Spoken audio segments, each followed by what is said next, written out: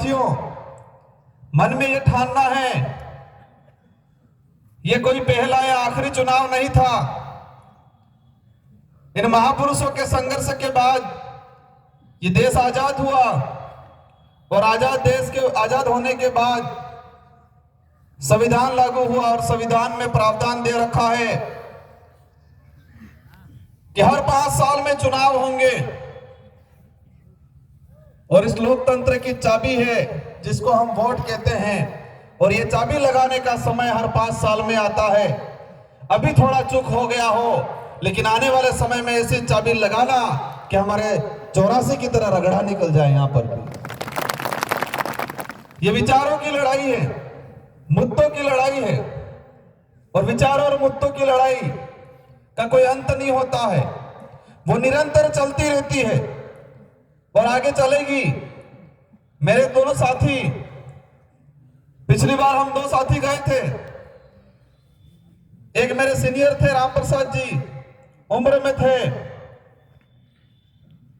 और आज मेरे 2 नौजवान हट्टे फुसटे, मेरे से दोनों का वजन ज्यादा है,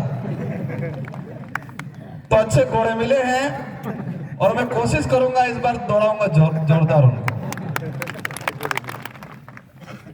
तो आप निश्चित रहना, हकों की लड़ाई हो, स्थानीय मुद्दों की लड़ाई हो, इन सारी लड़ाई विधानसभा के अंदर हम तीनों मिलके लड़ेंगे। और अभी चर्चा चल रही है सीएम कौन बने, सीएम कौन बने। सीएम कोई भी बनेगा, लेकिन अनुसूचित क्षेत्र की जो बात है, अनुसूचित क्षेत्र की जो मांगे हैं, विधानसभा में सबसे ज्यादा गूंजेगी, ये हम आपको आश्वस्त करते हैं। इससे पहले एक समय हुआ करता था, हमारे डूंगरपुर, बांसवाड़ा, प्रतापगढ़, उदयपुर के जो एमएलए चुन के जाते थे, तो विधानसभा के कार्मिकों को पता नहीं चलता था कि कौन आया है, क्योंकि हमारे भाई सिर्फ हाथ खड़ा करते थे पीछे जाके। और अब ये एहसास होगा कि डूंगरपुर, बांसवाड़ा, उदयपुर, प्रतापगढ़ की धरती से वो जनप्रतिनिधि चुन के विधानसभा में आए हैं। हमारी छवि जनता की छवि होती है। जिस क्षेत्र की जनता मजबूत होती है, ताकतवर होती है, उस क्षेत्र का जनप्रतिनिधि भी ताकतवर और मजबूत होता है। और हम एहसास कराएंगे कि हमारी जनता में, यहां के क्षेत्र के लोगों के अंदर ऐसी ताकत है, ऐसा जोर जुनूस, मतलब जोश है, ऐसा हौसला है, और वही हौसला, वही जोश जुनून विधानसभा के अंदर हम महसूस कराएंगे सरकारों को। ये लड़ाई सिर्फ वोटों की लड़ाई नहीं है, ये लड़ाई आने वाले भविष्य को लेके है, देश को बचाने को लेके है, संवैधानिक अधिकारों को लेके है, इतिहास को, वास्तविक जो इतिहास है, इस इतिहास को उजागर करने की लड़ाई है। कांग्रेस और बीजेपी के नेताओं के लिए वोटों की लड़ाई है, उनके लिए उनकी पार्टी की लड़ाई है, लेकिन हमारी लड़ाई आने वाले भविष्य को लेकर लड़ाई है। इसलिए प्रतापगढ़ की धरती के कार्यकर्ताओं को, बड़े बुजुर्गों को, हमारी माताएं बहनों को, आपको निराश नहीं होना है। आणि लोकतंत्र जी चाबी है, आणि चाबीने अळावीन तैयार रखो 2028 बदले। और ये चाबी तारी भी लगाड़वी है कि आनंद भेतन ताळल पासो लोक थाई जे, जन थाई जे, अमर 84 वजन पासो थाई जाए।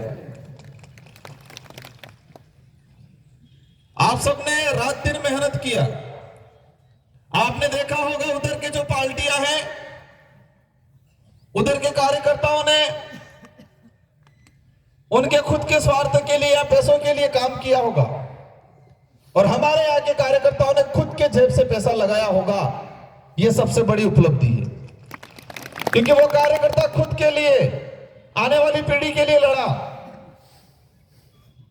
इस कार्यक्रम में अन्य समाज के साथी भी आए हुए हैं, एससी, ओबीसी, माइनॉरिटी,